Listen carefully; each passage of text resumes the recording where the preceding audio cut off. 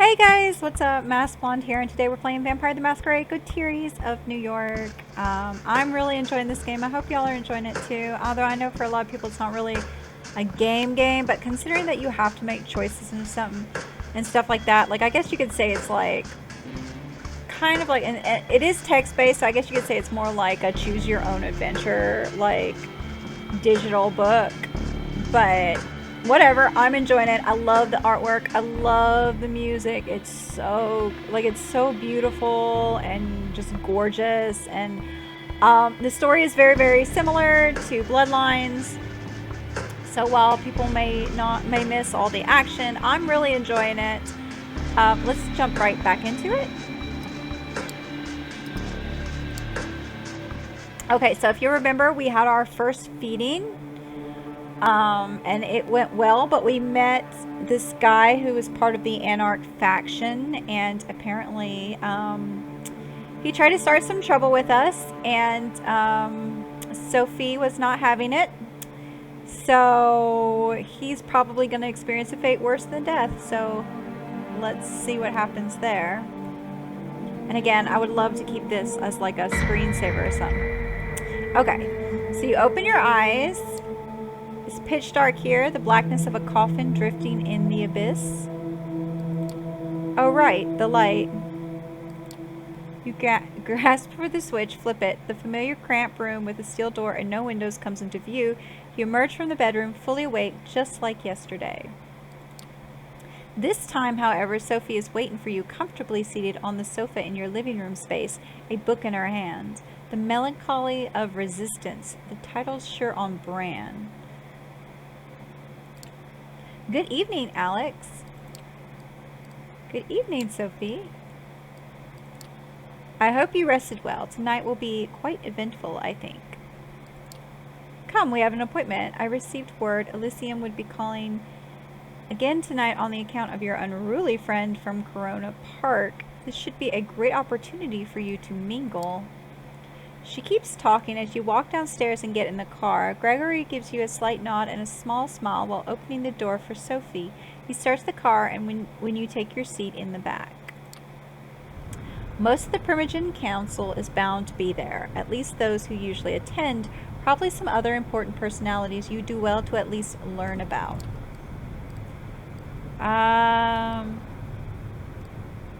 Yeah, you better get used to the politics. This is a big part of the World of Darkness series, honey. I would say this is the best. Anyone I should talk to when we arrive? Not especially. My advice would be to try to talk to the prince and perhaps reassure her of your gratefulness for being spared. Maybe speak to Q on the same topic if you get a hold of him. The Primogen I would advise against. They are rather stuck up, all told, and even if they will talk to you, they might try to secure you for some nefarious purpose. I wouldn't appreciate that. Okay, so don't talk to the Primogen. Try to talk to the prince. Of course, be respectful if anyone approaches you and strikes up a conversation. You will no doubt be gossiped about, as will I. Keep a cool head. Some enjoy provoking fledglings into stupid acts. At any rate, you should behave yourself tonight. Remember what I told you about reflecting on me as your patron. I have a reputation to uphold in the court. Do not tarnish it. You step into the art hole with something of a bad memory. The last time you were here, your entire world had been turned upside down, and your existence nearly ended. Oh, that music. Oh, I'm sorry. It's so gorgeous. All right, I've got to turn it down just a bit, though, because I can't really hear myself. And I'm a narcissist. I like to hear myself. But tonight there is very little outward hostility. Yes, Q gives you a look that's definitely intended to remind you of your place, but the prince, also in attendance, seems pleased to see you. Welcome, Sophie. Alex, did I get that right? Good evening to both of you. I understand there is somebody else you wish to present to the court tonight? Yes, Prince. They will be joining us shortly. My assistant is retrieving them presently. This better be worth the prince's time, Langley. Okay, first off I gotta say, Q is hot. The prince gives Q a cold glance. Forgive the sheriff's harshness. He's in a particularly foul mood tonight. Something to do with Alex's begetter eluding his grasp, I believe. Ouch, that must hurt his ego, even if his only reply is a crooked smile. Alright, I'm gonna have to turn it down again. It's still real loud. I hate doing it because the music is so beautiful. The mention of your sire makes you feel a pang of emotion again. Whoever he was, he left a lasting impression. One reinforced with your visit to the show space last night. That's the past. Right now, though, you're back in the gallery and are reminded of your sister instead. Emma frequents this place. Is she aware of these clandestine meetings after dark?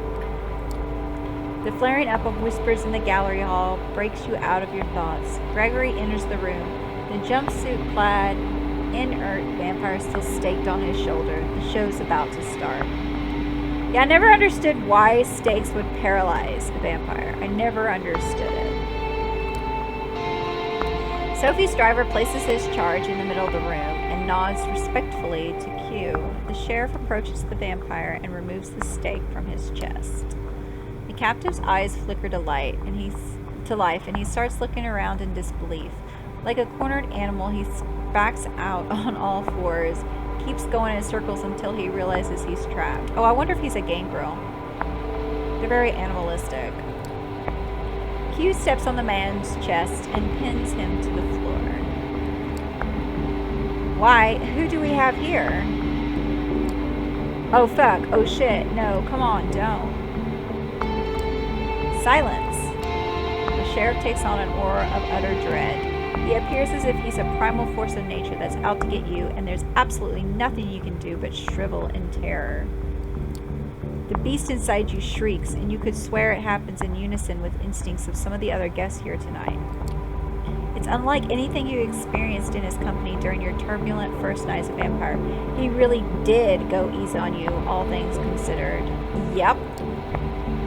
It seems like it takes all the hoodlum's willpower to not crawl into a fetal position and start crying. I'm pretty sure vampires can't cry, but go on. No, please, don't hurt me, man. Don't. You and me are going to have a little talk downstairs at the prince's discretion. Please, go ahead, my sheriff. You heard the prince. Get up. Let's go. Daddy's mad. He doesn't wait for a confirmation. He just grabs the man and drags him, kicking and screaming, out of the room. Conversations start all around you, some whispered, some quite overt. Sophie looks somewhat bored of the whole affair, her eyes wandering from art piece to art piece, clearly finding nothing to her particular liking. Torture in an art gallery. Will Q manage on his own? What happens now? This is probably the best. Q will be fine. I have no worries about Q. So, what happens now? It'll be at least some minutes before Q gets the information he seeks out of this thug. Why not mingle while we wait for him to break? Excuse me. Sophie leaves your side and goes to a corner of the gallery where a group of kindred, some seemingly pretty old-fashioned, gather. A concierge offers you a drink. Still warm. It smells nice. Just a sip to start you off. A splash over your palate. Coating your tongue and the inside of your cheeks. Nourishment. You're left to your own devices. You have a quick look around. The prince is currently talking to a dark-skinned woman that you recall seeing here a few nights ago. She has a cold but noble countenance to her. Their conversation seems to be casual. A shrill, laugh turns your attention to the bespectacle, I can't say that, man who you saw with Sophie on the right of you on the night of your judgment. He's making the rounds, chatting up different patrons. You feel somebody's eyes on you. A casually dressed, plain-looking man stands alone near a column watching you. He turns his gaze away sheepishly when he realizes you've noticed.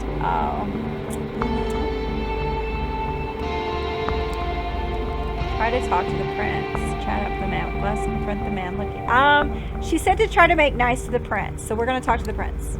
You approach the prince, trying to stay as respectful of our private conversation as possible. She glances at you as you step forward, her scrutinizing gaze mimicked by her companion. She addresses the dark-skinned woman before turning to you. Excuse me for just a moment, Samira. Yes, Alex, what is it? I wanted to give you my thanks. Yeah, because that's what Sophie said to do. I wish to thank you for sparing me, Prince. I realized it wasn't an easy decision to make, and I wanted to express my sincere appreciation. How thoughtful of you. She takes a long look at you before she continues. I didn't do it from the kindness of my unbeating heart. You are an asset to Miss Langley, to the Camarilla, and to me. I believe I made the right decision. Prove to me and the other kindred of the city that it is so, and there might be more to your future nights than just survival and servitude. Dark-skinned woman looks impatiently at you and catches the prince's attention. Forgive me, that's all the time I can spare right now. We have some things to discuss with Samira still. Enjoy your night, Alex. Okay, so I did my duty. Just, enjoy your night. I don't know if that's too forward. I feel like that's way too awkward. I guess that's fine. The prince nods and turns back to the other woman to continue the conversation. I don't know, like, how formal you're supposed to be. You notice Sophie mingling with other kindred, clearly in her element and not to be disturbed. Q hasn't come back yet, so you can probably still find time for at least one conversation. There's some about this guy. It's not that he's staring at you. Most everybody in the room has at one point or another. It's how he does it. He seems shy, maybe even afraid. It's hard to find a secluded spot in the gallery tonight, but this guy has an entire corner of the room all to himself. As you approach, he's standing alone with no glass in hand, a worried look on his face. Good evening, mister. Something wrong? So let's keep it friendly. No need to be confrontational. No need to put him on further on his guard. Let's be friendly. Good evening, mister. Larson, or you can call me Robert. Either's fine. So, who are you? What's your role in this court? Why are you standing here alone like this?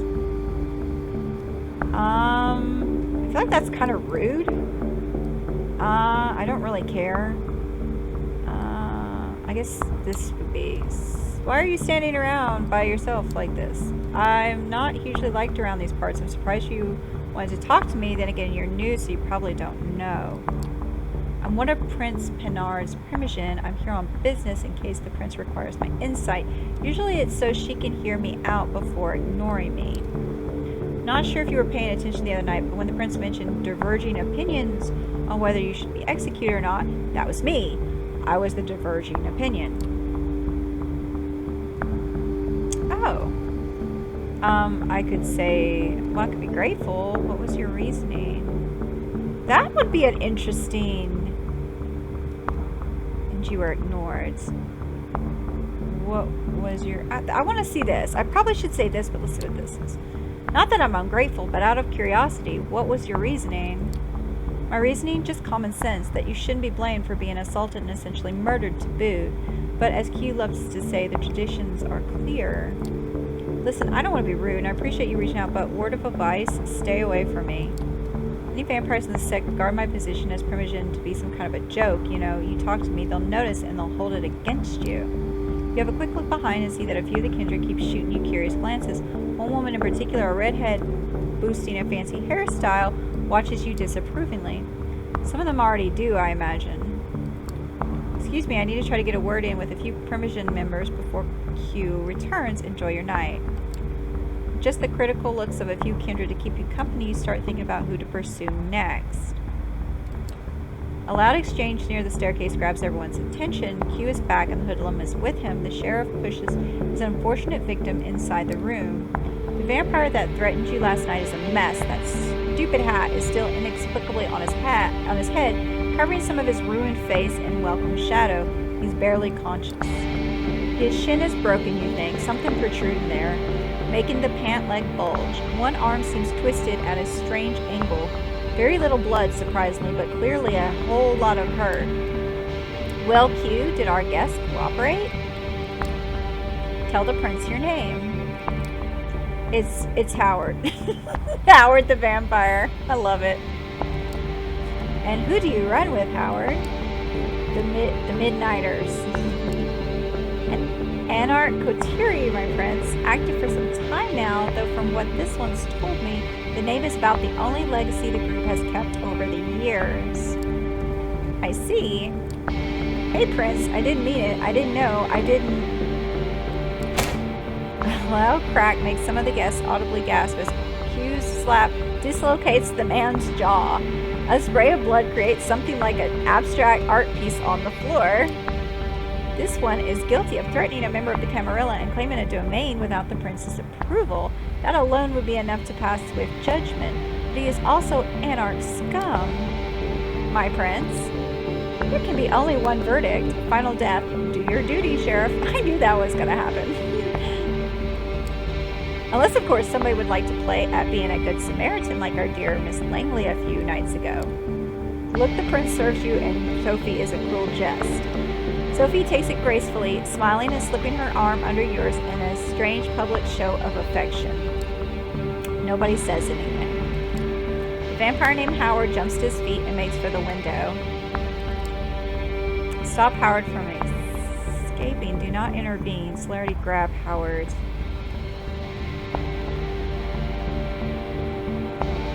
Fuck it. Let's see what happens. In a split second, you make your choice. Focusing your blood, you dash forward and grab Howard by the back of his jumpsuit, pulling him away from the window. You expect some resistance, but find you don't have to worry about it. When a swift cut separates Howard's head from his body, you let go and the headless corpse slumps to the ground. Hugh is standing between you and the shadow, you and the window, his sword drawn and an ugly smile on his face. Well, Alex, your eagerness is laudable if unnecessary. That Howard fellow couldn't have hoped to escape his fate, not facing Hugh's expertise. However, I've made note of this show of loyalty on both you and your patron's account. Yay! I scored points! I would like to thank Miss Langley for bringing this Anarch thug to my and Hugh's attention. I assume all have found this verdict satisfactory. It's a rhetorical question and everybody here knows it. Then I consider tonight's meeting concluded. Good night to all of you. She steps out of the room and you see that many of the guests move to do the same. Sophie seems to be conversing with somebody, a serious-looking man in a trench coat, about what transpired. You probably have the time to strike up a conversation of your own, too. Q is still here, for one, but clearly getting ready to leave. Larson is still moping around, and the other guy you noticed before Q brought the Anarch in is still chatting with the remaining attendants.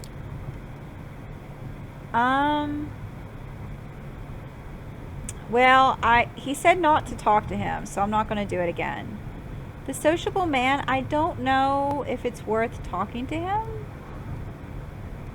I could try to speak to Q. Let's see what happens if I try to speak to Q.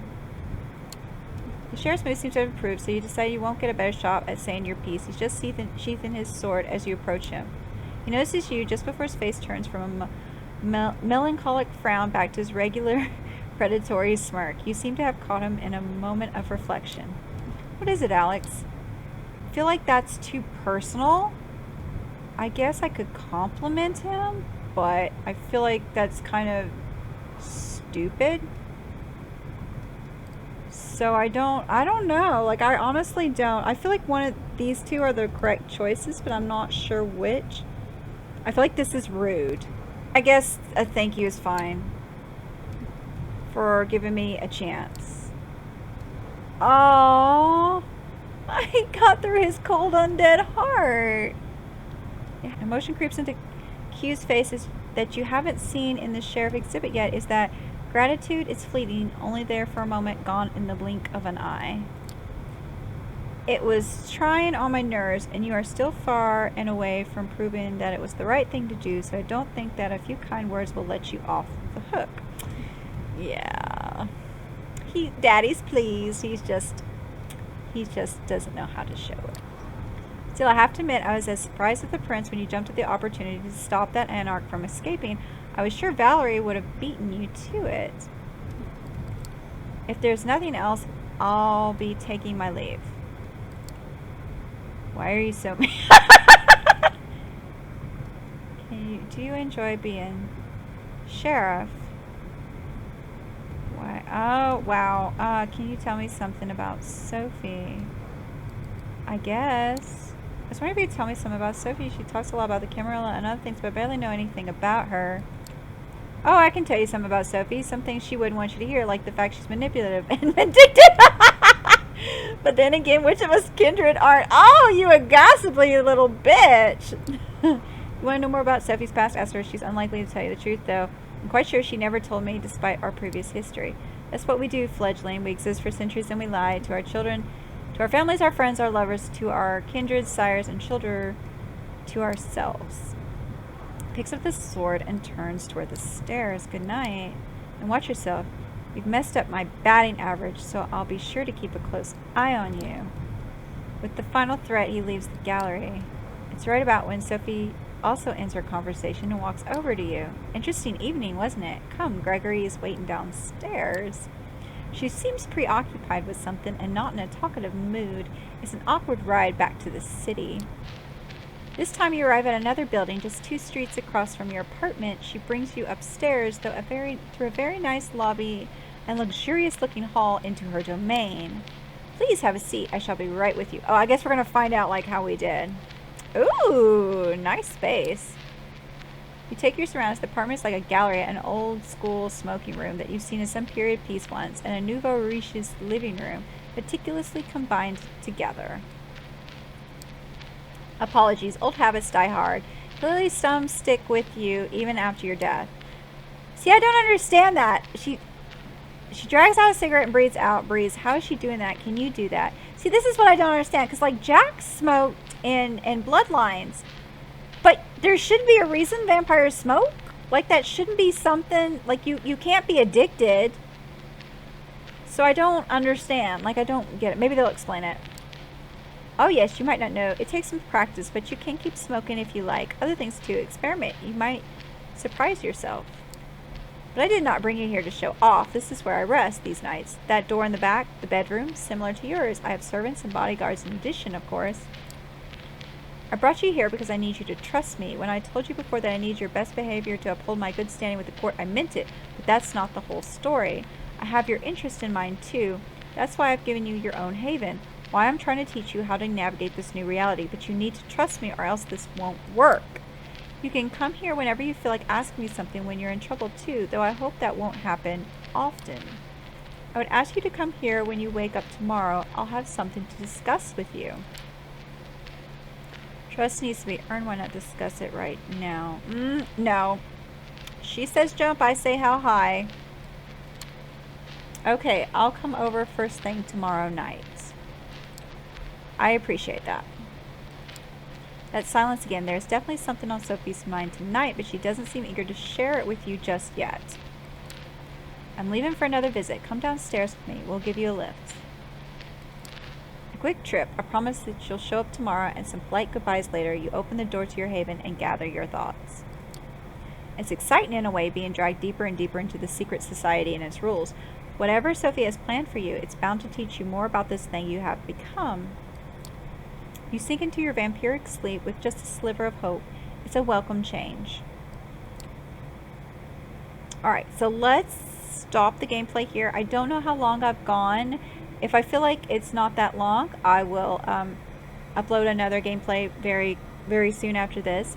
But, yeah, so you're probably thinking, well, oh my gosh, you don't have, like, a spine or whatever. Like, you're just doing whatever she says. But here's the thing, from what I remember with the lore and with the rule books, playing Bloodlines, while you don't want to be just a mindless sycophant, you do, like, true allies are few and far between. And when you're a fledgling with no sire, you are so vulnerable. Like,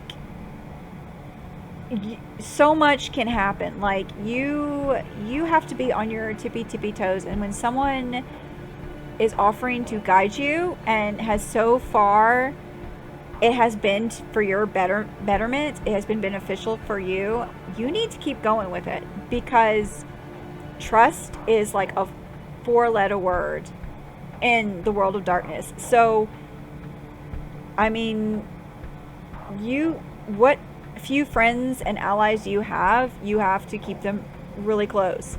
And it's everything. It's more than currency.